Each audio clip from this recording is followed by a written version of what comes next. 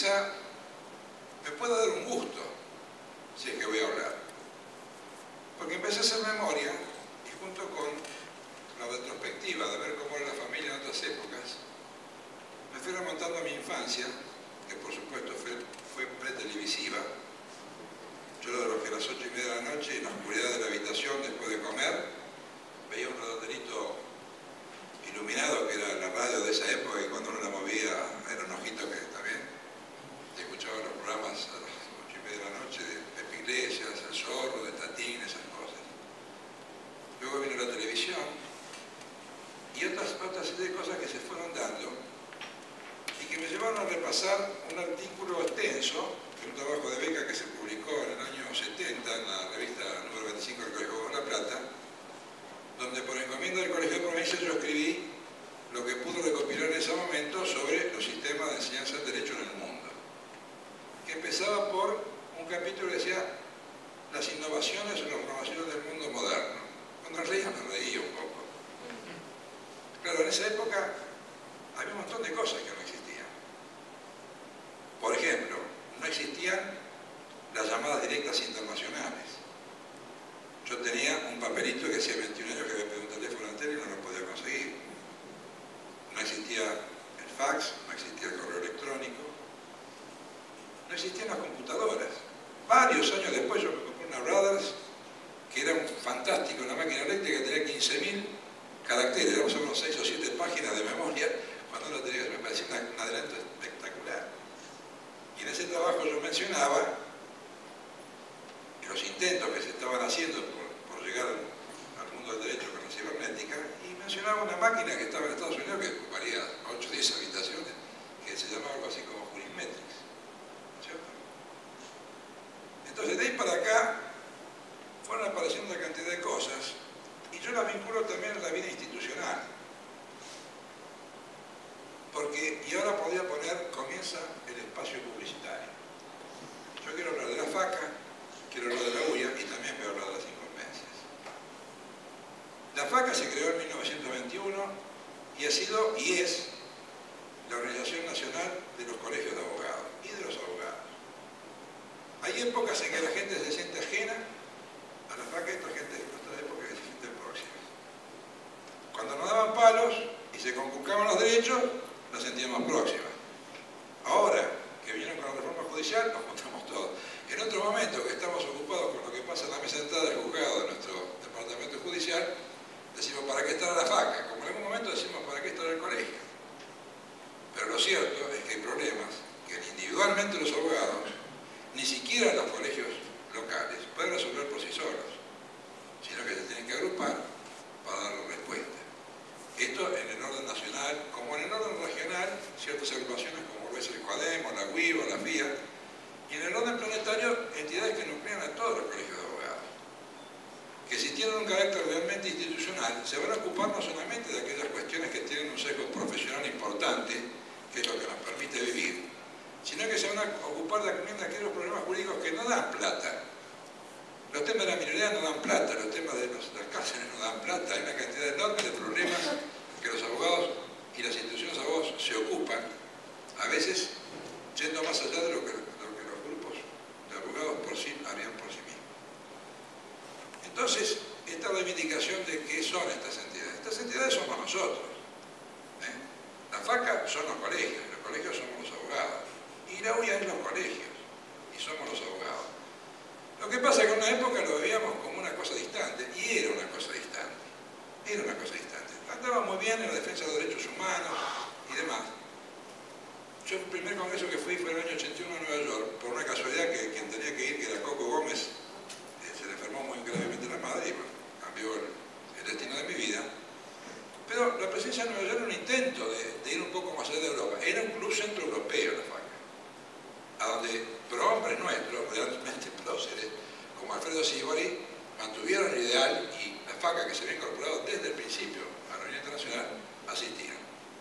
Pero nos llevaban a la presencia de la reina de Holanda, por decir algo, del gran duque de Luxemburgo, como típica South American, digamos, ¿no? Como yo supongo que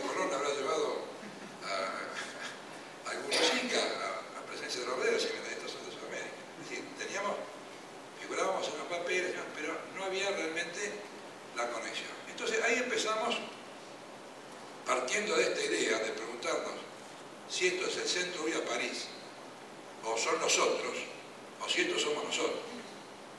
Entonces, si somos nosotros, empezamos a hacer una serie de planteos. Planteos muy concretos. Por ejemplo, el plurilingüismo.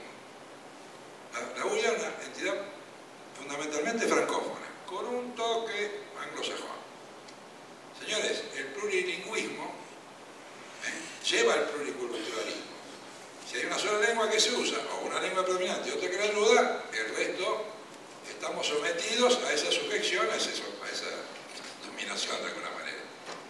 El primer tema de la lengua, que es el tema de la cultura. Diversificar lenguas y culturas, primero las lenguas de trabajo y luego las lenguas oficiales, donde por supuesto la lengua castellana o el español fue nuestra primera preocupación. Otro tema que procuramos, y a través de esto mismo, fue el tema de una verdadera universalización, porque es Unión Internacional de Abogados. No decía Unión Centroeuropea de Abogados, o Unión del Benelux de Abogados, no, Unión Universal, vamos a hacerlo universal.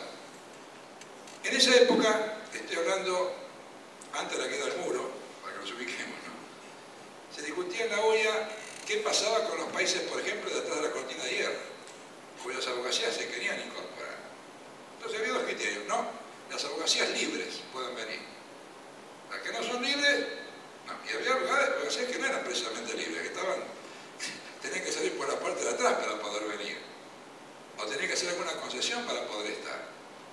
Pero bueno, ahí llevamos el criterio de quienes luchan por su libertad y su independencia. Y por suerte primó este criterio y se aceptó a países que aún sufriendo sus abogacías ciertas restricciones, empezaron a participar, con lo que fue un principio del aumento de la universalización. También planteamos el rejuvenecimiento, es decir, demográficamente la UIA era una entidad de gente bastante grande. Fuimos en busca de la AGI, que es la Asociación Internacional de Jóvenes Abogados, y a la creación de comisiones de jóvenes abogados en todos los países, coincidía con la creación de la Comisión de Jóvenes Abogados en el FACA, que se hizo en los años 80. Junto con esto, la institucionalización. Es decir, nos parecía muy bien la presencia de abogados individuales. Pero los abogados individuales eran los abogados del petróleo, los abogados de los bancos, y nosotros decíamos, está bien, vamos a discutir el secreto bancario, pero vamos a discutir el Estado de Derecho en Latinoamérica, que estamos entrando en procesos de reconstrucción de nuestras sociedades civiles y de la vuelta a la democracia, viviendo procesos de transición como vivió Chile, donde mi amigo Patricio Aylwin, que era presidente del Colegio de Abogados de Chile, cuando por primera vez conseguimos que una misión de la UIA viniera a nuestros países, tuviera que aceptar senadores que le dejaba Pinochet de regalo, sin por eso sucumbir frente a la autoridad militar, sino buscando en ese proceso de cambio llegar a una democracia plena. Todos nuestros países lo están pasando, todos nuestros países han tenido gobiernos militares. Bueno, entonces está bien el secreto bancario, está bien estos temas de sofisticación cibernética, pero nosotros nos pasamos por mucho más abajo la cosa. La libertad, el debido proceso, el juez natural, la libertad de expresión, el derecho constitucional, el respeto a la vida, nada menos, que para nosotros, como para los países africanos, es un tema de primerísima magnitud. Bueno, poner esto en la agenda y hacerla vivir plenamente fue muy importante, no porque la UIA no se ocupaba, porque los derechos humanos, que lo manejaba un señor Petitit, que era un juez de Estrasburgo, lo hacía magníficamente bien y tenía un sistema de alarmas. Pero la visión que tenían era reducida, porque no alcanzaba más allá de lo que le contaba el Le Monde Diplomatique o el International Herald o algunos diarios. No llegaban a nuestra propia realidad, o llegaban de alguna forma más inmediata. Debo decir, sí, que cuando tuvimos los problemas que tuvimos en Argentina, un presidente de la UIA que se llamaba Sulflu vino acá y intervino, y entrevistó a las autoridades militares y reclamó las cosas que había reclamado y demás. Pero fue una vuelta de tuerca muy grande y una expansión de lo que eran los derechos humanos, que ya la UIA tenía esa ocupación hacia otros ámbitos. Bueno, esto de la institucionalización tenía también que ver por privilegiar, al lado de los miembros individuales que estaban preocupados por su desarrollo profesional, la presencia institucional. La presencia institucional que eran los colegios. Hay otras organizaciones internacionales, muy exitosas, con una gran cantidad de números, pero que los colegios los tienen por hacer costado.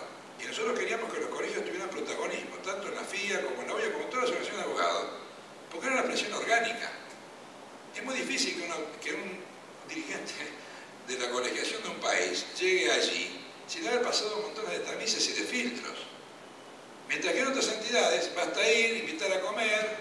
ver tarjetas y por ahí te aparecen de presidente no se sabe de qué comisión. Entonces, nosotros queríamos representaciones genuinas de los países a través de las asociaciones nacionales. La American Bar Association, la Orden de Abogados de Brasil, de la cual habló hoy Pablo Liz, que tiene 600.000 abogados, y entidades que estuvieron, bueno, así, en todo el mundo. Y fuimos también por la democratización de las relaciones profesionales. Es decir, nosotros queríamos que un abogado de una economía regional de Tucumán, o de La Rioja, o de la Patagonia, no tuviera que pasar por las orcas caudinas de los grandes estudios a la hora de que tener que tramitar algo en algún lugar del mundo, un exhorto en Lugano, una exportación a Tailandia o lo que fuera. Y entonces, esta puesta en contacto y esta horizontalización de las relaciones profesionales también era otra cosa que nosotros íbamos en procura. Bueno, lo curioso fue que en el año 86, después de tanto presionar, se organiza una gira a Sudamérica, donde viene la cúpula de la Unión Internacional, visita diversos países, como digo, en Chile lo recibió Alwin y la Vicaría, que era la entidad que se había creado para sustentar los temas de derechos humanos, y radicaron acá, en un seminario que se llamó Las Relaciones Norte-Sur. Y a partir de lo cual, viendo lo que era la Federación Argentina, viendo lo que eran las organizaciones regionales, nos dicen a nosotros, en San Isidro, queremos instrumentar estas políticas. Gran alegría para nosotros. Lo raro fue que me dijeron, para que esto sea creíble lo tiene que hacer alguien que no sea centroeuropeo. No sé si me dijeron del tercer mundo, puede haber sido que se fuera el tercer mundo. Porque repito, yo no tenía ni fax, ni correo electrónico, y tenía que llamar por operador si quería hablar por teléfono. O sea que en ese plano comunicacional, me dicen, si vos querés, en 2 años vas a jugar. Y ahí fue que me dieron la posibilidad de protagonizar esto con una enorme libertad. Esto recordaba Barcelona. A los 10 días de Barcelona, después de visitar al rey que nos mandó llamar para saludarnos, fuimos a Roma y creamos la Unión Internacional de Cajas de Abogados, con esta idea de institucionalizar la presencia de los colegios de las cajas. No sé si existe, pero esto rebotó en la UIA e hizo que la Comisión de Jubilaciones y Pensiones de la UIA tuviera la vigencia que tiene. Y esta es la gran alegría por la cual yo estoy acá hoy. Porque lo que pensamos en el año 81 y empezamos a ejecutar en los años 80, hoy es una cosa natural, donde la abogacía argentina y la abogacía europea y de los países latinoamericanos y del interior de nuestro país se juntan acá para discutir un tema tan importante como el que está arriba de la mesa. Entonces yo me siento muy emocionado, me siento muy reconfortado y me siento muy agradecido que esto haya ocurrido, porque realmente no lo soñamos. También tengo que decir que esta apertura, que después de verlo al Papa y hacer esta unión, nos llevó a China popular de inmediato, con nuestro amigo Juan Antonio Cremades, con Anders Öhman de Suecia y con Jan Hunter de Inglaterra, hizo que rápidamente fuéramos abriendo con puertas. Yo recibí la primera carta de los abogados rusos después de cuando vino la perestroika y la glasnost, diciendo, empezamos a gozar de libertad, queremos asociarnos, vengan a ayudarnos a ver cómo nos organizamos. Caída del muro de Berlín, estoy hablando de esas épocas. Inmediatamente Asia, a los pocos años fue presidente nuestro amigo Venugopal de la India, Gary Downs de Australia, a propósito de este inicio de esta universalización. Cosa que sigue siendo doctrina de la OEA, pero no siempre sigue siendo la práctica de la OEA. La práctica de la OEA es esto que está acá. Y hoy cuando vos hablaste y dijiste tenemos que insistir en que la hispanidad, los latinoamericanos, nuestros países tengan vigencia, yo lo retomé y me cambió el discurso, porque es así. Si ustedes miran el programa de Macao, que es el próximo congreso de la UIA, hagan la cuenta de cuántos hispanoparlantes o cuántos latinoamericanos están anotados en los centenares de expositores que hay. Muy pocos. Quiere decir que el movimiento es pendular. Y de vez en cuando, los que están en el centro de la cosa, se olvidan un poco de esto. De ahí la importancia de que nosotros nos apropiemos de esto que es una entidad nuestra, que nos apropiemos de la FACA, que nos apropiemos del CUADEN y que nos apropiemos de la OEA en el buen sentido. No en el sentido del que manotea algo que no le corresponde, sino del que ejecuta cosas y ejerce protagonismo en lo que es un lugar natural. Entonces, estos son los avisos que yo quería pasar, un poco hablando puse lejos para que no me muestre unos 5 minutos porque no voy a terminar. Voy a ir rápido con lo otro. Esta misma visión que empezó llevándome a mi niñez, me llevó también a mirar un poco qué ha ido pasando con la familia. Y realmente, no voy a decir cosas novedosas porque hoy acá se ha dicho prácticamente la mayor parte de las cosas, pero ha habido también cambios fundamentales. La familia nuclear, que era el eje y se lo sigue haciendo, hemos ido teniendo una cantidad de cuestiones que tienen que ver con las diferencias en la formación y la disolución de la familia, una gran influencia de la inserción laboral de la mujer, el desarrollo de las familias monoparentales, de las familias ensambladas, de las familias reconstituidas, lo que nos lleva a lo que algunos autores han llamado desinstitucionalización, término que me parece injusto, porque me parece que más que eso correspondría a hablar de horizontalización. Nos explicaron hoy que en Brasil las uniones de hecho y las uniones formales están en un pie de igualdad, y eso quizás no es desinstitucionalizar, sino que es institucionalizar, es horizontalizar las relaciones de familia.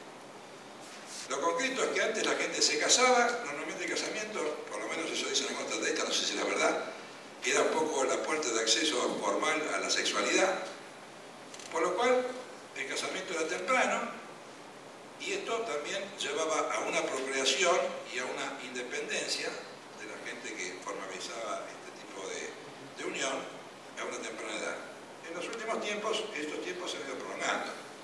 Ya la gente se casa menos, o tiene una forma de unión distinta del matrimonio formal, y postergan, retrasan el casamiento, la adolescencia se ha extendido, como sabemos, y demás. Hay una cantidad de factores e incidencias que distintos estudios en Estados Unidos, en Gran Bretaña, en Uruguay, en otros países lo indican, que tienen que ver con las depresiones económicas. Hoy el amigo de Portugal nos explicaba de qué manera está incidiendo en la cuestión de la caja, por ejemplo, el tema de la natalidad, que es un tema que está directamente vinculado, o fundamentalmente vinculado a la crisis económica. Ya venía de antes cuando eran ricos, pero ahora se agudiza porque ¿quién se va a animar a tener un chico cuando no sabe si va a tener trabajo? Si va a tener seguridad, si va a tener salud, si va a tener que darle de comer. Las migraciones y también las guerras. Cuando decimos guerras parecía que estamos hablando de otra época. Las guerras están. Sigue habiendo guerras, ha habido guerras hace poco en los Balcanes terribles, en plena Europa. Las guerras, sigue habiendo guerras en el África y permanentemente. Son migraciones, son separaciones de gente, unos que van por otro lado, otros por otro lado, chicos que los tienen que recoger, que no se sabe de quiénes son, que van a vivir en culturas completamente diferentes, migraciones producto de las hambrunas, donde la gente tiene que ir a vivir a otros lados, que no puede sostener sus propios cultos, que tienen que ver hasta con cosas de su intimidad, a la hora de si uso velo o no uso velo, si mi virginidad se maneja de tal manera o de tal otra. Han desaparecido también las bodas forzosas. Antes una mujer quedaba embarazada normalmente con una gran presión para que se tuviera que casar. Hoy no, creo que no es el caso. O sea que también el ideal monogámico ha cedido un poco frente al desarrollo del divorcio. El divorcio era una cosa que era medio de facto, en muchas legislaciones estaba prohibido, socialmente estaba como anatematizado en algunas sociedades. Hoy es una cosa aceptada en el mundo, y esto también hace que esta cosa tan dura, tan dogmática como era la monogamia de por vida, se haya elasticado. También la aceptación de las madres solteras, los movimientos para la legalización del aborto, las etnias, la reducción de los números de niños, que en general, no digo que en todo el mundo, pero en la mayoría de los países ocurre. Lo explicaba Miguel hoy cuando en la ley sectorial de nuestra caja, de cuántos activos están sosteniendo a los pasivos. Pasa en nuestra caja, pasa en toda la economía de estos países.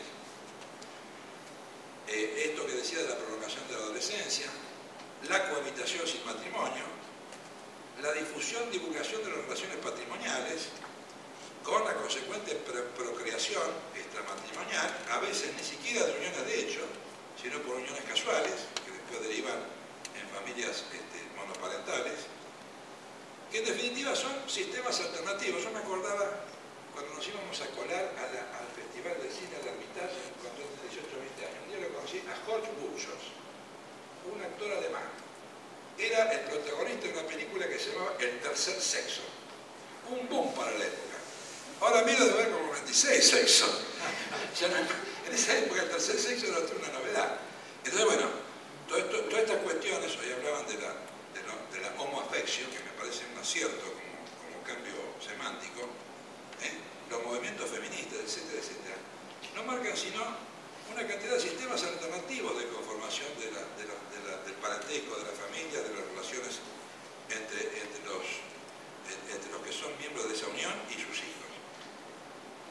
La otra cuestión es que hay una clara conciencia de que los padres y los niños son el capital social del que disponemos. Pero cuando hablamos de los padres, ya abandonamos el concepto necesariamente de padre biológico. Puede no ser el padre biológico. Alguien decía, con acierto, que en algunas legislaciones, creo que Brasil mismo, el tema este no tiene mayor interés, el ADN no tiene mayor interés. Lo que lo que interesa es quién se hace responsable del chico.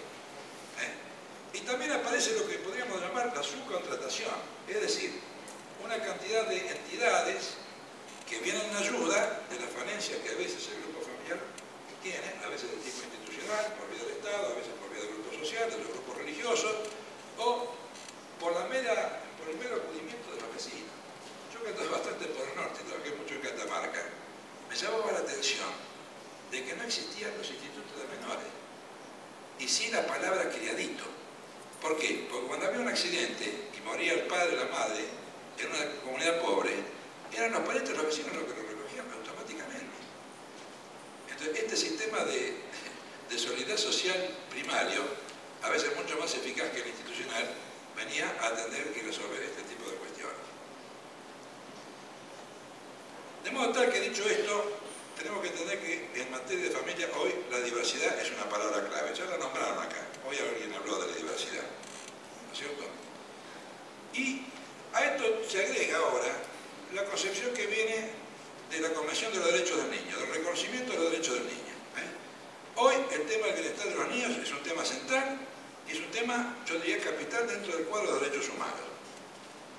Dentro del cual hay indicadores que nos dan pautas de qué es lo que está sucediendo. ¿Qué pasa con la deserción escolar? ¿Qué pasa con el consumo de drogas? ¿Qué pasa con los embarazos adolescentes? ¿Qué pasa con qué efectos tienen las rupturas parentales, ya sean formales o no formales? Y a su vez nos ponen en aviso de la necesidad de otras presencias, porque, como vamos a ver en la Convención de Estado del Niño, el Estado se hace responsable de un estado de vida digno. Y hacerse responsable es controlar a los particulares, a los padres, pero también tomar, en efecto de eso, las obligaciones que les corresponden. En cuanto a la guarda, la cobertura médica, los programas preescolares, las actividades festivales, la educación, la seguridad, etc. Bueno, esta transición más tardía hacia la vida de pareja, hacia la paternidad o la maternidad, este aumento de las tasas de disolución, este hecho de que la familia nuclear, si bien sigue siendo un medio natural, haya cedido ante otra diversidad de combinaciones, esta fragilidad familiar, sobre todo para los jóvenes, esta incertidumbre e inseguridad de la vida de familia nos pone frente a un cuadro bastante diverso que el que tenemos hace 30, 40, 50 años. Por lo cual se hacen necesarias lo que podemos llamar políticas de familia, que se vienen desviando. ¿Sí? Hemos tenido reformas legislativas, las propuestas que se mencionan ahora, algunas no nos favorezcan profesionalmente, van abriendo brechas. La misma Iglesia Católica, que ha sido un poco un cepo dogmático para muchas cosas, yo creo que hoy está abriendo. Antes había un divorciado, pasaba el cura dando la comunión y se olvidaba. Hoy ya se habla de la Iglesia de los divorciados. Ya el Papa el otro día, tenuemente, porque podría haber dicho algo más contundente, se ha referido al tema de la homosexualidad con un criterio que es que no lo quiere ver, no lo vea, pero me parece una apertura para iniciar en un recambio en la Iglesia muy grande. Y consecuentemente, también la eliminación de esas calificaciones de legítimos y ilegítimos, matrimoniales de esta manera, me parece que también tiene que ver hasta con el derecho a la identidad y el respeto de los derechos humanos de los chicos. No hablar de la herencia, que ya se habló, y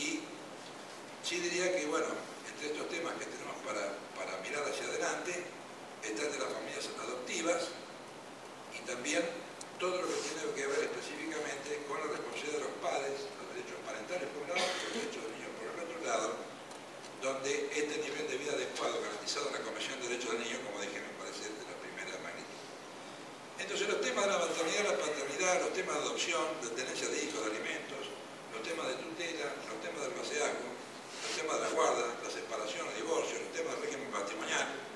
Hoy escuché algo muy interesante que es la empresa familiar, los negocios familiares, con un registro patrimonial incluso de lo que es el patrimonio familiar, me pareció fantástico. Yo había puesto los derechos de la ancianidad, estoy muy bien, lo tuve que cambiarlo, ahora se llama derecho de los adultos mayores. Me gusta porque ahí me puedo incluir, el otro ya no me gusta. La paternidad asistida, los temas de discapacidad generados en el ámbito de el matrimonio, que han llamado igualitario, muchos han dicho el matrimonio de las personas del mismo sexo, los temas de violencia familiar, son una cantidad de propuestas donde juegan las 5 mesas. César definió bien que son las 5 mesas. 5 mesas es lo propio de nuestra profesión, a veces en exclusiva, como en el caso de ejercer la judicatura, por lo menos por ahora, y otras veces en algunas zonas grises que puede estar compartida con algunas circunstancias. Lo que sí me parece a mí que el tema de las 5 mesas tiene que atenderse desde la formación del abogado hasta el final en los temas provisionales. La formación del abogado, ¿por qué? Porque no va a haber protección legal de la actividad del abogado si los contenidos curriculares no están insertos en los planes de estudio. Nuestros parientes, los escribanos, que son muy inteligentes, le daban a los cursitos de la Universidad Notarial 40 puntos por 6 meses de concurrencia y 20 años de ejercicio de la abogacía valía 10 a la hora de un registro. No sé si me explico. Entonces, lo que tenemos que hacer primero, señores, en los planes de estudio, todas estas cosas de las que estamos hablando están en el derecho de familia, expresamente. Porque, y ahí vienen también intereses de la previsión en temas económicos, difícilmente una actividad que no esté reglada legalmente pueda tener una retribución exigible jurídicamente. Y nosotros sabemos muy bien que los aportes a nuestras cajas de previsión surgen fundamentalmente de honorarios que se perciben porque hay una exigencia jurídica para su pago. Donde no hay exigencia, yo diría en términos tributarios muy desagradable, la actividad profesional sirve a la caja si es un hecho imponible y tributa. No son las palabras adecuadas, mejor que me dan las palabras más adecuadas, pero esta es la realidad. Hay actividades profesionales muy importantes que, como están más reguladas, están más los aranceles, se realizan, los abogados cobran la plata por un lado o no la cobran, y no hay la solidaridad expresa a la hora de contribuir con este universo que es la recolección de fondos para la previsión de la seguridad social. Entonces me parece que el tema de las incumbencias debe verse desde esos dos polos y a través de todo. Porque el título nos da una legitimidad de acceso a la profesión. Pero después necesitamos la legitimidad de ejercicio, que es lo que está ocurriendo acá. Acá lo que venimos hoy, yo por lo menos que no sabía nada, me he enterado un montón de cosas, me ha enriquecido, aprendido. Y si acá veo un sistema de créditos por concurrencia y tener que revalidar el título por las actualizaciones, este sería un método fantástico. No, porque ya lo veo a Héctor que se están moviendo como para pararse, diciendo seguidamente nada más que dos cosas. La primera, todo está bárbaro, pero si no hay Estado de Derecho, si no hay república y si no hay división de poderes, no hay abogacía. Porque si no hay jueces, y me da a usar